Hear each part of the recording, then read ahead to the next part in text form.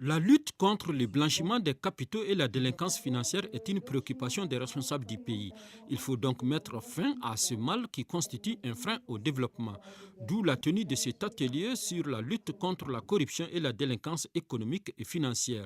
La corruption est une pathologie qui affaiblit les mécanismes de l'État et permet ainsi la propagation des parasites opportunistes, dont le terrorisme, qui se nourrit notamment du blanchiment de capitaux. D'où la connexion que nous établissons entre corruption et blanchiment de capitaux.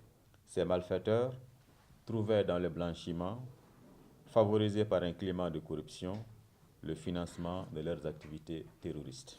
L'objectif de cette formation est d'outiller les magistrats et professionnels de droit sur des thèmes comme, entre autres, le contrôle par audit et la mise en œuvre des règles applicables, la prise de conscience des risques, la démystification des processus de détection et la signalisation et la déculpabilisation par rapport au signalement des personnes physiques et morales concernées. Le Canada cherche constamment à appuyer des initiatives ou des activités qui permettent ou contribuent d'une certaine manière à la lutte contre la corruption, à la lutte contre le blanchiment d'argent. Et en effet, peu importe le secteur, que ce soit en santé, en sécurité alimentaire ou en justice, nous allons tenter de trouver certaines activités qui se veulent transversales, qui seront financées de manière sectorielle. Cette formation regroupe les experts de la justice. Elle est financée par la coopération canadienne. L'atelier prendra fin vendredi prochain.